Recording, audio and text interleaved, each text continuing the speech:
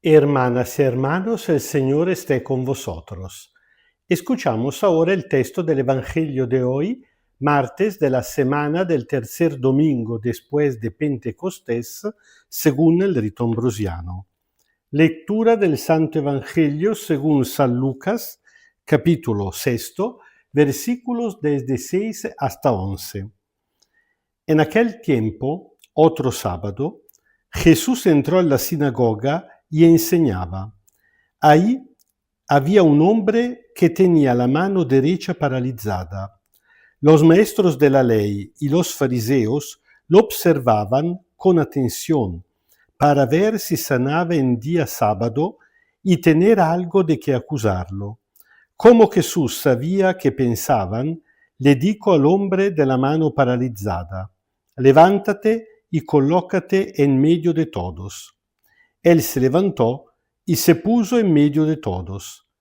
Después Jesús les dijo: yo les pregunto, ¿está permitido en sábado hacer el bien o el mal? ¿Salvar una vida o perderla? Y mirando a todos los que lo rodeaban, le ordenó al hombre: extiende tu mano. Él lo hizo y su mano quedó sana.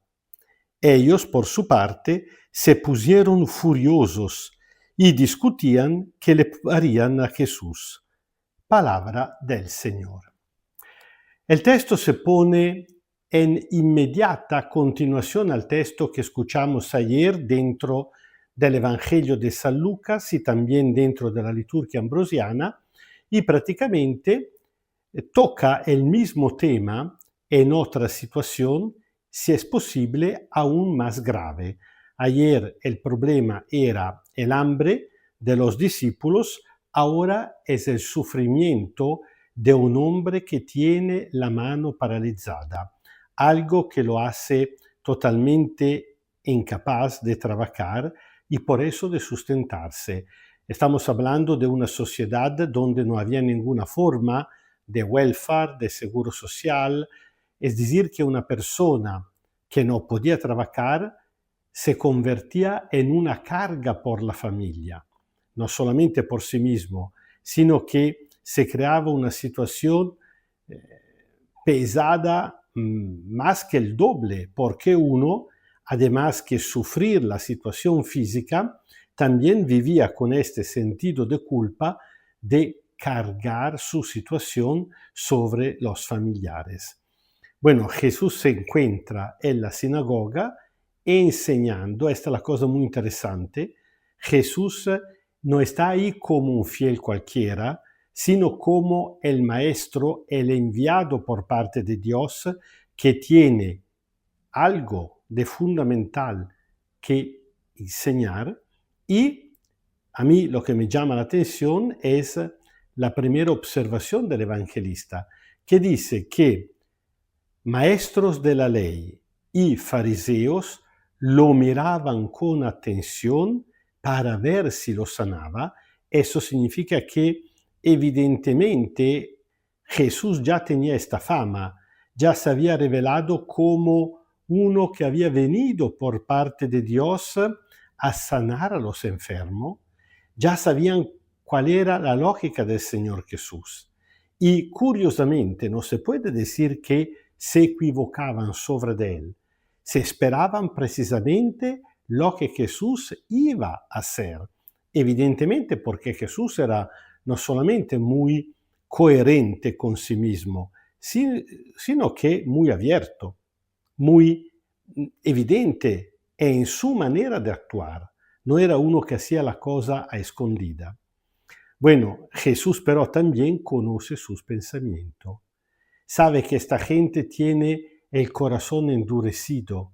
Sabe perfectamente que lo están mirando, como dice el evangelista, no para alegrarse de una sanación, no para entender algo más sobre Dios, sino para tener una ocasión para denunciarlo.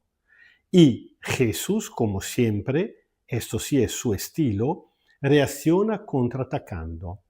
No le dice al hombre: espérame afuera, vamos a encontrarnos en otro lugar. No, le dice, levántate, que todo el mundo pueda verte bien, y póngate en el medio. Y Jesús le tira a ellos el desafío más grande. Y ponemos mucha atención a la pregunta. Le dice, yo les pregunto, ¿está permitido en sábado hacer el bien o el mal? ¿Salvar una vida o perderla? Jesús pone la pregunta con dos alternativas extremas, como decir que no hay una tercera oportunidad.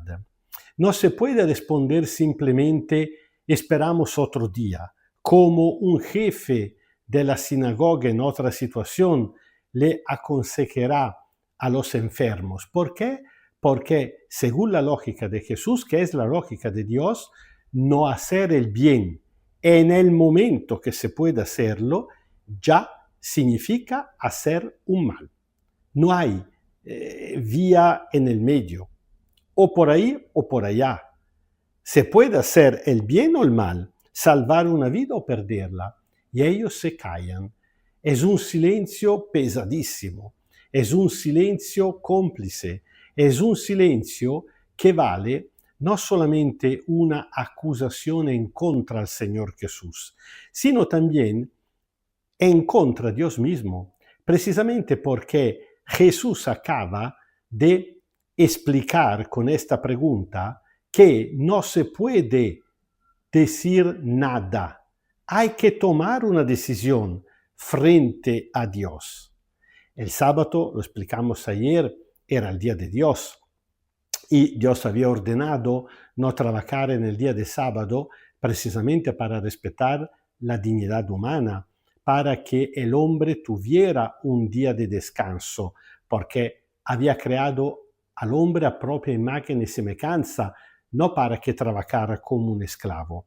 Pero quien tiene el corazón endurecido, quien aplica una interpretación legalista de la ley y se lo puede permitir, porque en estos casos la pagan los demás, los más pobres, los más débiles, los más desamparados, no los poderosos, no los ricos, evidentemente, sería totalmente diferente su interpretación de la ley, como Jesús a veces lo acusa, por ejemplo, cuando dice, porque si acaso le cae el asno en el pozo en el día de sábado, ustedes no lo sacan afuera, la hipocresía de pretender una actitud que yo ni siquiera llamaría moralista, porque no tiene ni poco ni tanto a que ver con la moral, sino precisamente legalista, que viene de un corazón endurecido, bueno, precisamente porque la situación es tan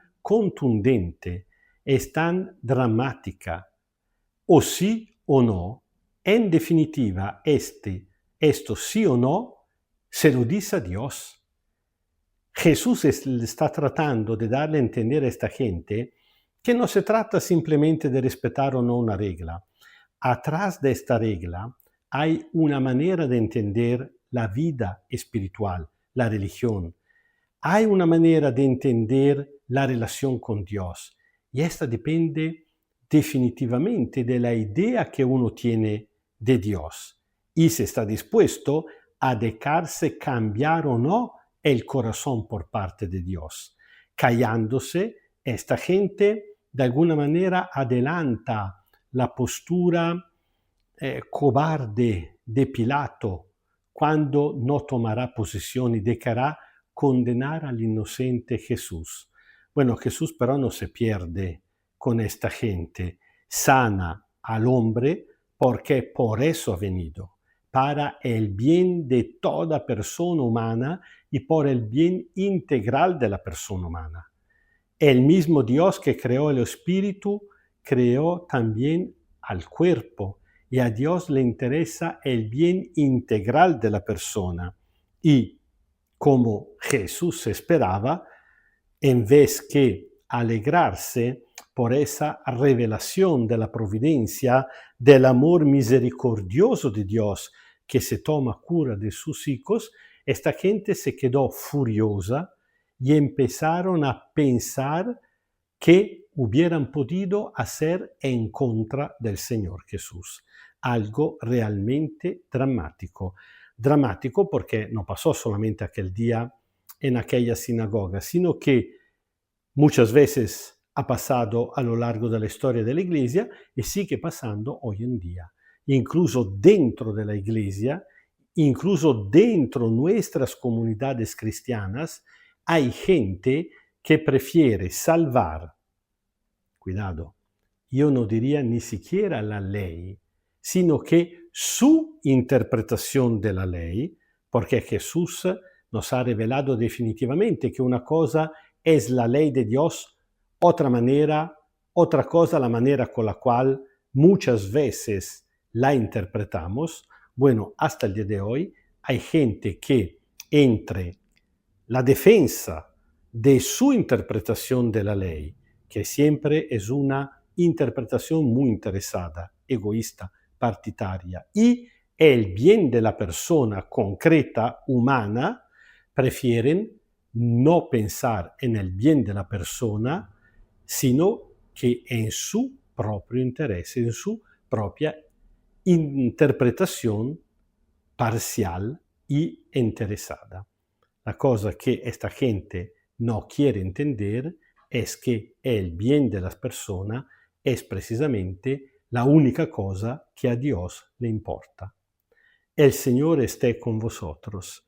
Kyrie eleison, Kyrie eleison, Kyrie eleison. Os bendiga Dios Todopoderoso, Padre, Hijo y Espíritu Santo. Amén.